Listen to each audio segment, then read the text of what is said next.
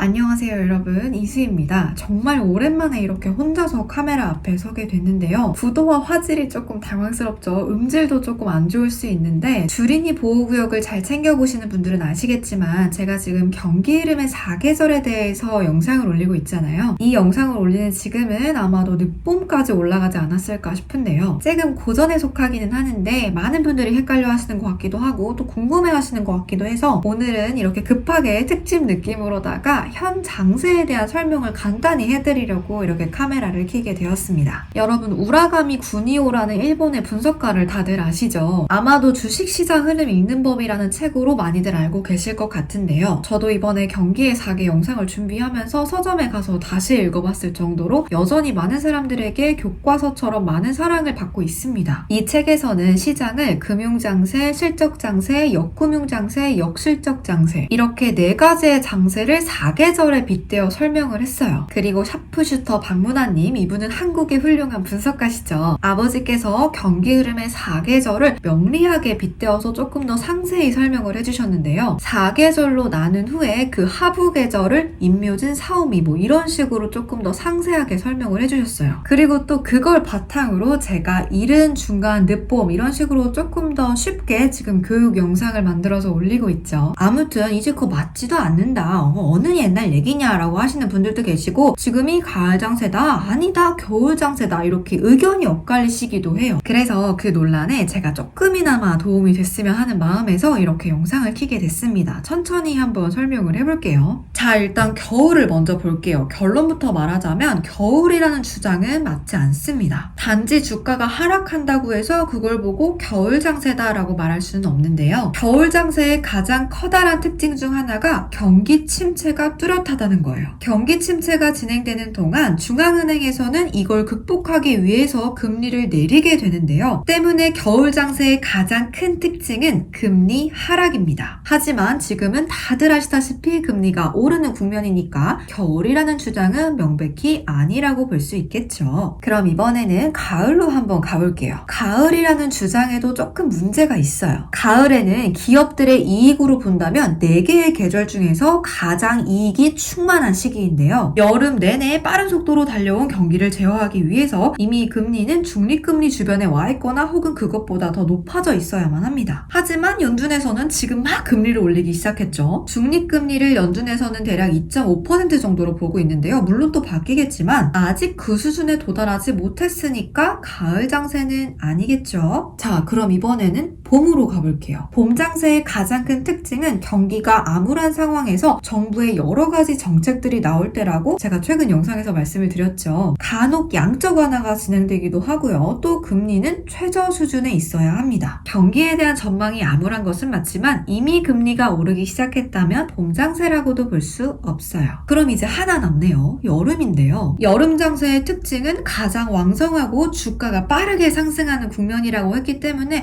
이것도 문제가 있어 보이기는 합니다. 자, 여러분, 여기서 꼭 기억해 두셔야 할 게 있는데요. 경기 흐름의 4계절에서 가장 중요한 핵심 체크 포인트는 금리의 방향성이에요. 여름 장세의 특징은 경기 흐름이 굉장히 왕성해지면서 그 속도를 제어하기 위한 금리 인상이 특징인데요. 현재 금리를 올리기 시작했네요. 그죠? 문제는 그렇다면 지금 왜 주가가 하락하며 왜 경기에 대한 전망이 암울한 상황이냐는 건데요. 이건 아시겠지만 우크라이나 전쟁과 중국의 공급망 쇼크에 의해 생긴 사고라는 생각입니다. 경기의 4계절은요. 일반적으로 정상적 경기 스테이지를 구분하는 툴이기 때문에 지금처럼 지정학적인 문제나 혹은 국제 공급망 측면에서의 타격을 설명할 수는 없어요. 하지만 굳이 구분을 짓자면 지금 현재 국면에 가장 잘 맞는 계절은 여름이 될 거라는 생각입니다. 아닌 것 같다고요? 그러면 제가 조금만 더 설명을 해볼게요. 분명 지난 한두 달 전까지만 해도 금리는 25베이스 포인트 인상시키면서 막 여름 장세로 진입을 한 게 맞죠. 사실 이번 여름 장세도 다소 늦어질 수 있었는데요. 금리를 급하게 올려야만 하는 다소 불가피한 사건이 있었어요. 원래 계획대로라면 2조 3천억 달러 규모의 BBB 법안이 통과가 될 예정이었고 돈들이 할 일이 많아지면서 GDP 규모도 키우고 물가 상승도 충분히 제어할 수 있었을 거예요. 여기서 BBB 법안이 뭐죠? 미국을 조금 더 강하게 만들자는 인프라 투자 법안이잖아요. 맞아요. 경기 부양책이에요. 이것도 영상에서 한번 얘기한 적 있죠. 경기 부양책은 대표적인 봄장세의 특징입니다. 아무리 잘 모르는 정치인이라도 여름이나 가을에 함부로 경기 부양책을 쓰지는 않아요. 지난해 내내 BBB 법안 얘기가 나왔잖아요. 그러니까 지난해까지만 해도 분명히 봄장세였다는 말이 되고 이건 곧 현재의 장세가 가을이나 겨울이 아니라는 게 증명이 되죠. 문제는 BBB 법안이 통과가 될 것이라고 단정을 하고 너무나 많은 유동성을 선투입하는 바람에 유동성 초과 국면을 일시적으로 만들었다는 것이 사고의 발단이 되죠. 높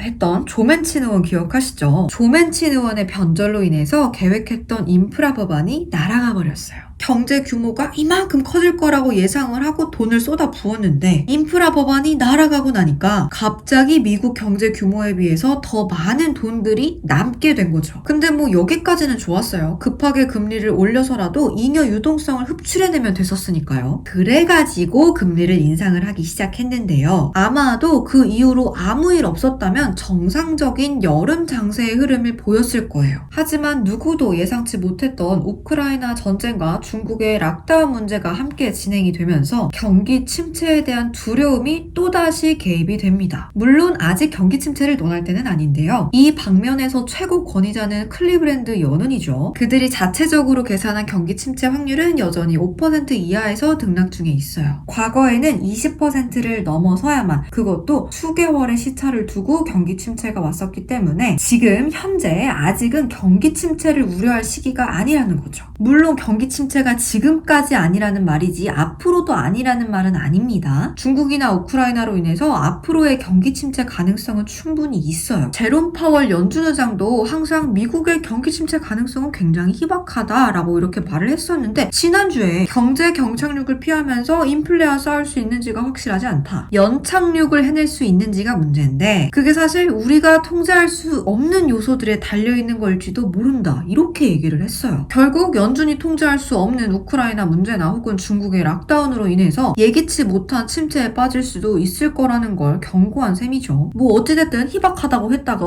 그럴 수도 있겠는데 라고 말을 한 거니까 말을 바꾼 거예요. 자, 이제 저도 자야 되니까 정리를 한번 해볼게요. 금리가 오른다면 여름이죠. 중립금리보다는 아래에 있으니까 가을은 아니고요. 누가 봐도 지금은 분명 여름 장세였어요. 경기의 팽창을 제어하기 위해서 금리를 올리기 시작했으니까요. 명백한 여름임에는 틀림이 없습니다. 다만 여름이라도 무조건 여름 내내 무덥기만 한 건 아니죠. 갑자기 멀쩡하던 여름 하늘에 전쟁이라는 우박이 내리고 락다운이라는 천둥이 치기 시작한 거라고 생각을 하시면 좋을 것 같습니다. 요즘 금융시장 사실 너무 복잡해졌죠. 과거에 비해서 또 예기치 못한 변수들까지 계속해서 나타나고 있는 상황이기 때문에 딱 어떤 장세다, 어떤 계절이다 라고 이렇게 말을 하기가 참 애매모호하죠. 하지만 아까 말씀드렸듯이 경기의 흐름, 주식시장의 흐름을 읽을 때 가장 중요한 것은 결국은 금리의 방향성입니다.